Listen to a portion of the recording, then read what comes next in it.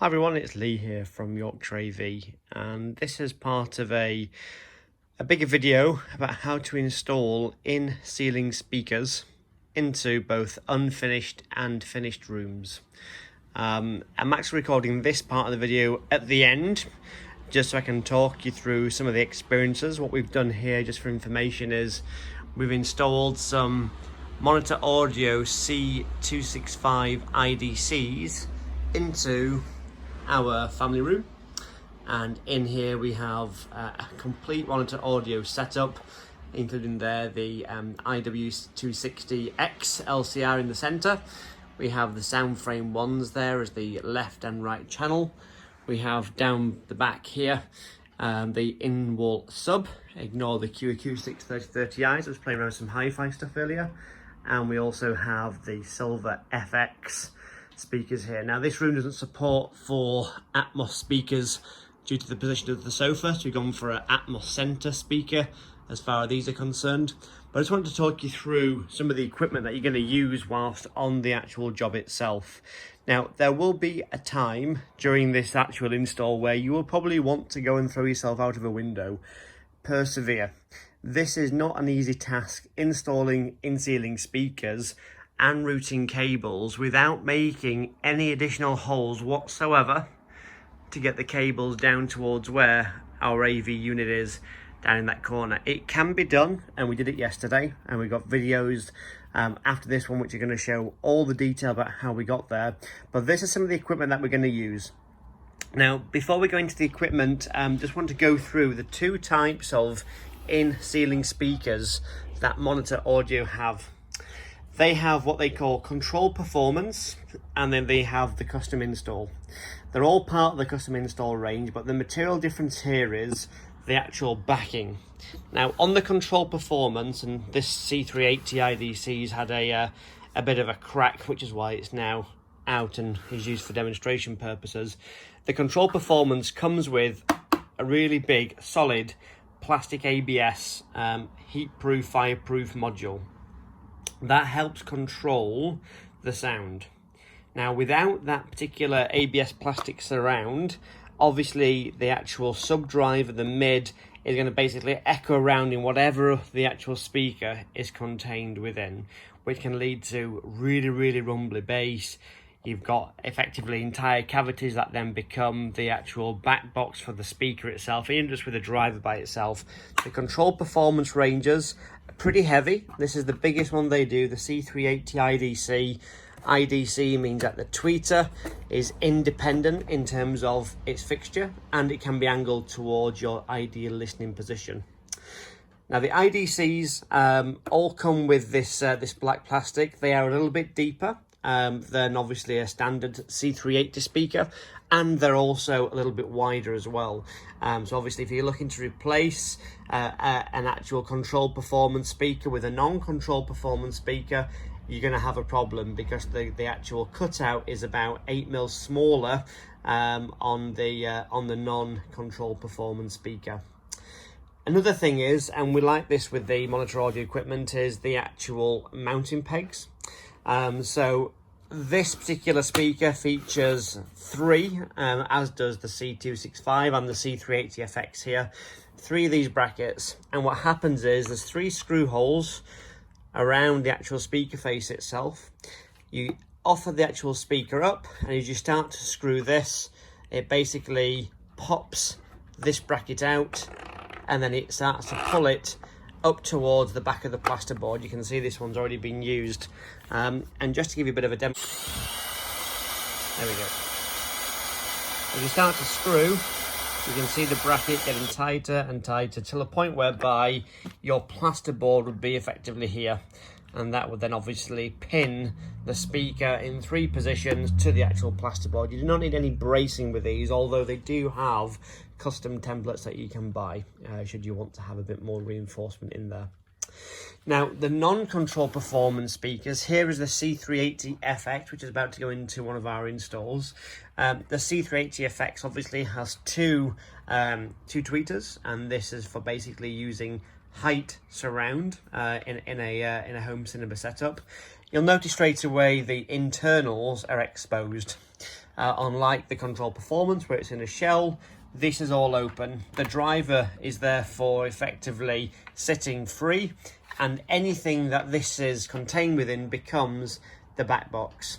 Now, if you were to go and install this into a ceiling with nothing else, in essence, between the joists become the cavity. You can end up with horrible sound spilling, you can end up with vibrations throughout the actual property, things that you just don't want, especially if you live close to somebody or you're in a semi-detached or a terraced or a townhouse type property.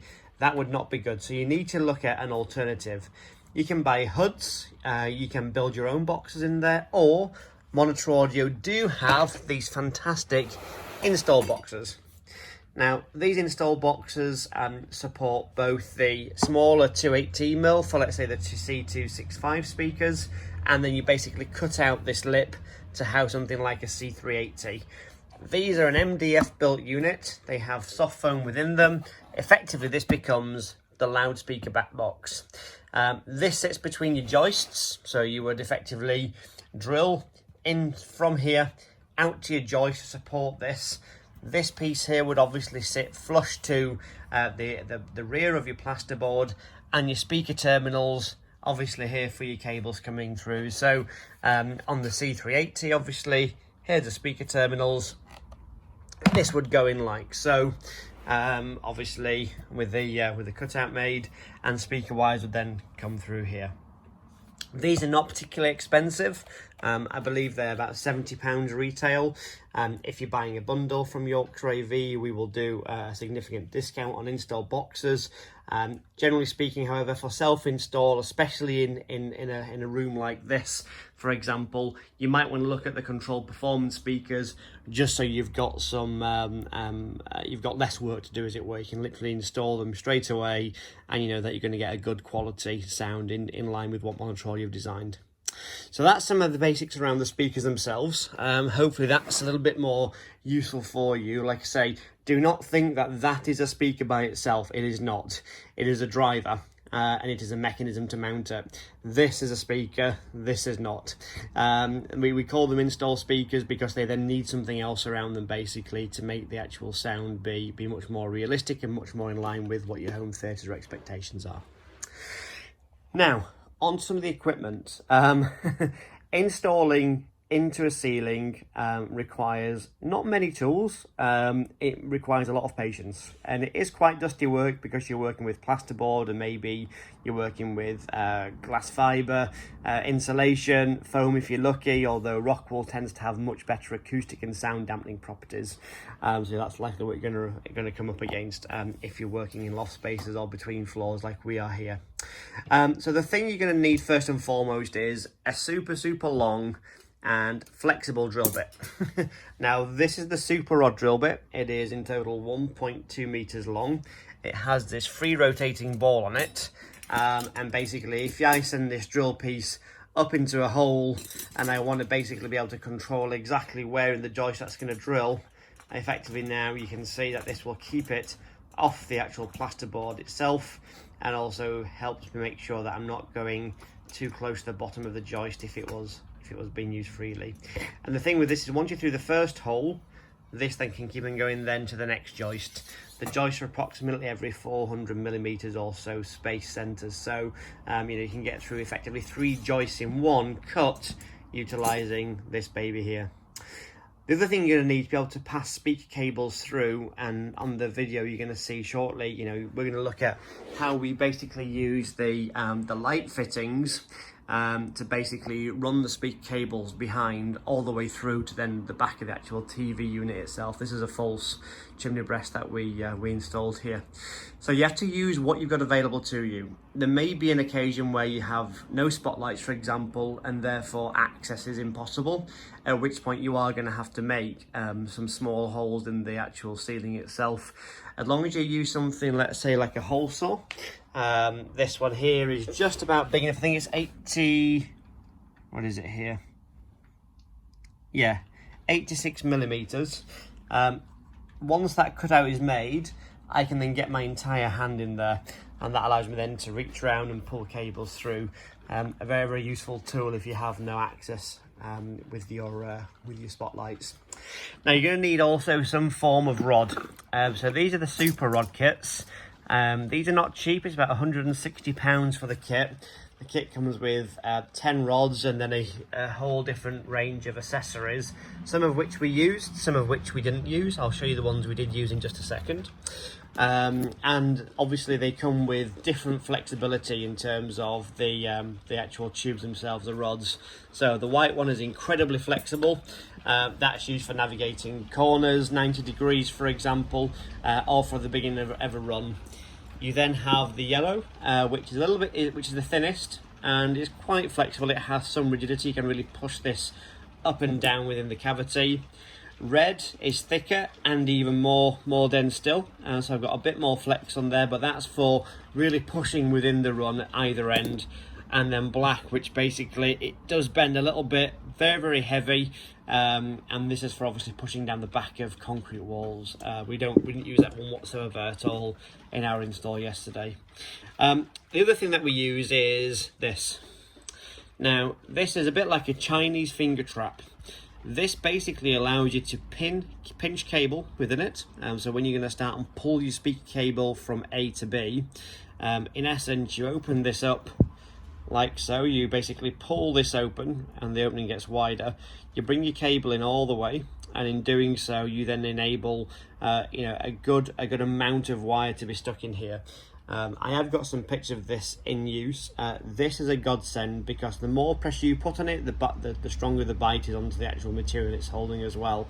So we use this to basically drag the cables through, and all these connect to the end of the rods. So these have all got threaded bits on them, as you can see. I know it's a little bit blurry here, but in essence, if we were using this particular rod here, then this would just get screwed into here like so. And that then becomes the complete unit, as it were. The other bits that we used were for sending the actual rod through the drill holes was the bullet point. This obviously doesn't have any snags, slightly perforate on the edges, so as it's going through it does rip out any imperfections itself. You notice my arm is pretty much cut up as well from working in plasterboard yesterday. Unfortunately you will end up with some scrapes and some bruises perhaps. Another cool piece is the LED light fitting. This can be used if you're just you want to have a look at, is your hole nice and clean? Can you see the actual speak cable poking through? Can you see the rod? And the way in which this works is this basically screws into the end of a flex tube, quite difficult to do with one hand. So this screws into the end of a flex tube, and as you tighten it up, the LED light comes on, and then as you're up in the actual cavity, you can then look around, for example, and spot where your cable is or your rod or anything else, or any obstacles that you might not be expecting. Really useful tool is a little light. The chain I did use. The chain I actually used to pull the cable through the very last joist, which was super long, super deep. I think the joists were 50mm, but the last joist was a double. And just to help get the long piece through, what I used was really flexible rod on one end. I then used electrical tape to the wire on this last piece because this was just physically too thick to get through, the double joist, as it were. So that came in quite useful. Other essential items that you're going to need are a pencil for marking joists and locations. You need a plasterboard knife as well for cutting your actual access hole for your speakers. These can be purchased at any good hardware store, Screwfix, B&Q. These have got obviously a very thick grain on them. These do take a little bit of getting going. They have a really sharp tip on them to basically score the plasterboard with, push through, and then you basically just saw your way around your guide template, as it were. So these are absolutely essential for an effortless job of cutting into the plasterboard itself.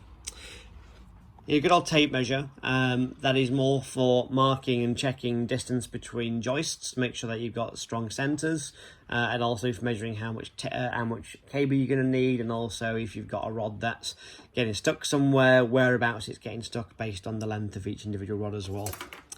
And the last thing you're going to need is a really good electrical finder, stud finder, and metal finder. This is the Bosch GMS120. This will measure up to 120 millimeters deep of material. In ceilings, you're obviously looking for wooden joists to avoid in terms of where your speakers need to be housed. I've got quite a lot of detail on that in the later video. But in essence, powering on, you obviously select wood joist. If you know you've got metal in there, you're going to go through an actual girder, select girder. And if you want to make sure there's no electrical wires in the way, super important whenever you're drilling blind is make sure there is no metal pipes. Obviously water, you do not want to hit any copper pipes whatsoever, and obviously electric as well. So you want to be able to test everything using a tool like this. We do an actual video on how we use this. It's all part of the later video. So these are pretty much the tools that you're going to need. Obviously some good quality speaker cable as well. We go over the two types of cable that we use in installs. Low smoke, zero halogen, LSZH cable. We use 16/2 or 2x25 millimeter if it's only a short run, and you've got access to it as well. You can use something like the cable Kinetic stuff that we sell online. Hopefully you're starting to get a bit more of a feel of, you know, some of the tools you're going to require, and we'll come on to in a second how to actually use all this. The intention here is basically start from where the speakers are going to be, find holes, send them through the rods all the way to behind the actual stack there. I'm going to make an access hole into there. That'll enable me to bring the cables through and also to get my hand up. I'm really hopeful that I can get two cables for both the left and right speaker down one channel if there's sufficient space within the joist hole. I think they're 25mm by default, and there's only a single twin earth in there for the lighting circuit, so I should be fine. Ideally, we'd obviously have our own channel, but with the plasterboard as it is, then we're going to have to work with what's available. And this is the issue which most homeowners find when they come to install these kind of things. Once we've got the cables pulled through to behind the TV stack, I'm then going to feed the cables up into the gripper, back pull them all the way back to where the speakers are going to be, and that will then enable me to terminate the cables nice and quickly. However, I do need to make sure that if I do need to make any holes, that there's no electrical cables in the way, so that's why I'll be using the electrical finder as well, just to make sure that I'm safe. And to test that as well, really important to note, you need to have the circuits turned on. So if I just give you a really quick demo here, turn this on and it's set to wall stud. If I now go up the ladder and if I put this on here and I start panning across, I can see where obviously I'm getting close to a joist, and then where the center of the joist is as well, like this now, but I'm getting no electrical, so the electrical symbol is not lit up, and I have G10 spotlights. Turn this circuit on and now come up and do the exact same thing. Now I know where there are going to be electrical wires, because in between this light and this light, I know there's a feed, I've looked up there already, but I'm getting a live signal. So you need to be careful with making sure that where there are electrics in the walls or in the ceiling, that you're doing suitable checks to make sure that where you're working on is obviously going to be safe. So the first thing that you do, once you've got all your equipment here, you've figured out where things are going to go, you need to mark out your joists. So using the actual joist finders we just did a second ago, send it to joist, working our way across, and we can then start to find where the actual joists are. Oops. So left and right, you need to scan until you find it, and then it's just about, once you find where the wood is, just finding where the actual centre is, and it'll come up with centre as it did just then.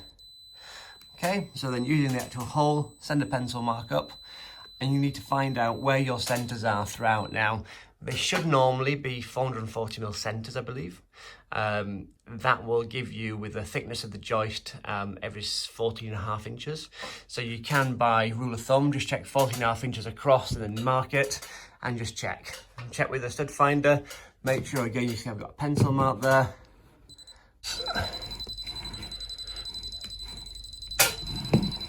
You do sometimes find that it detects electric even though there's not. That's possibly because I'm on a ladder on metal, holding a mobile phone with an electronic watch on. You have to take everything metal off you as you do this, just to stop any false readings. And as we go across this side again, we're just looking for that centre marking as it goes across. And there it is, so we'll drop a mark in there. Do that all the way across the room, and as you see, I've now got a pencil mark here, pencil mark there, and one much further along. Do that across both sides of the joist between where you want to install the speakers. That way you know exactly where you can and cannot make your initial hole. And then we'll come on to the second part of that, which is going to be cutting the hole in the next part of the video. Okay, we're back up the ladder again. And just so we can see what we've done here, obviously I've marked out the joists which run, as we look at this room, left to right. It would have been a lot nicer if they ran forward to backwards, but hey, we always enjoy these challenges. So we've marked the joists all the way down, as we can see with the pencil marks on the ceiling.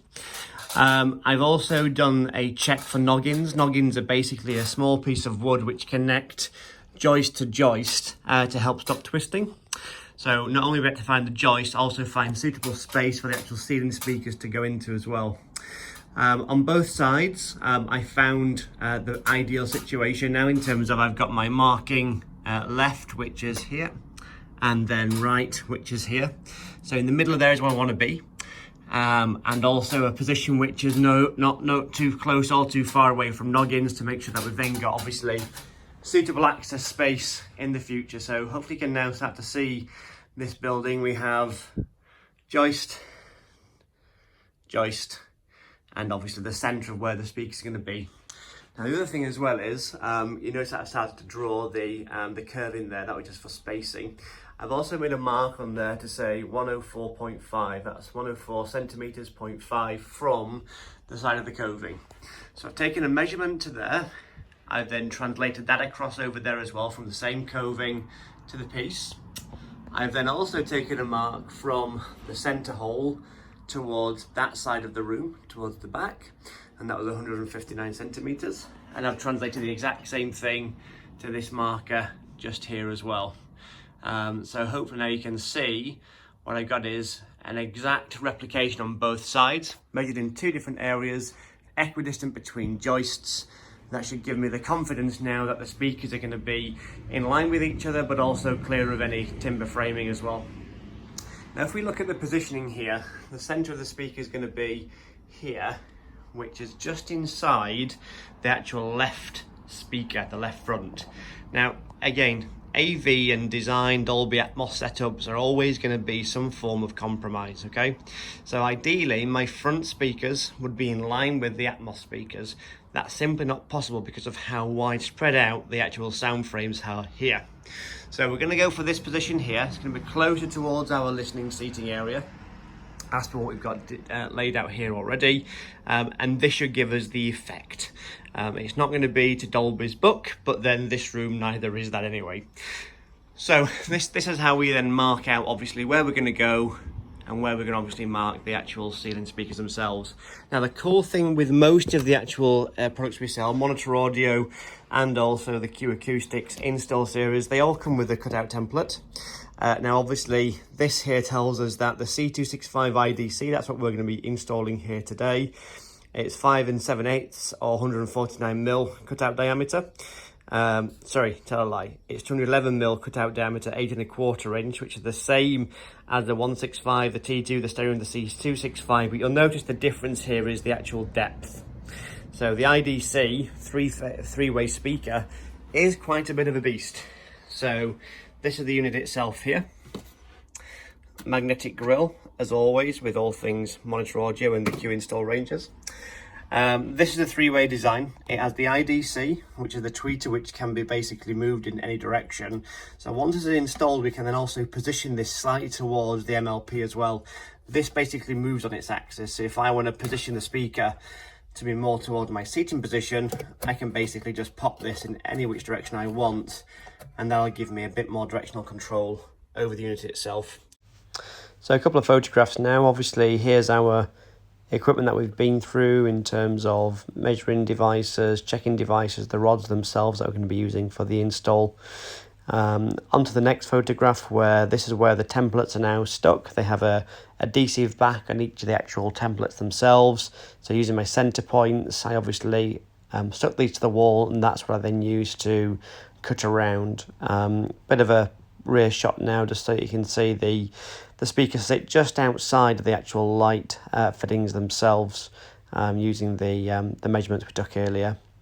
Obviously the Stanley Fat Max plasterboard knife, you do need to be 18 to buy these, but you can buy them online, but they will need an adult signature. This, after the first one's been cut, you can see the adhesive board itself, with the plasterboard now obviously cut out. Very, very dusty. Do definitely recommend putting some dust sheets down. And once obviously you've made your first cutout, that's what you see. Don't worry about the rough edges, because the actual speaker itself more than sits over those anyway. So obviously you can see there's insulation, there's rock wool above there. It's very, very dusty. Definitely wear some PPE, wear some goggles, if nothing else, and a dust mask ideally. This was just offering the speaker up and just making sure that everything fit nice and tightly. You can see here with the magnetic on the left hand side. On the right hand side we've still got the actual cutout sticker on there. But these do fit really nice and snug. There's not a single bit of a gap all the way around. So they really do seamlessly integrate into the actual building itself.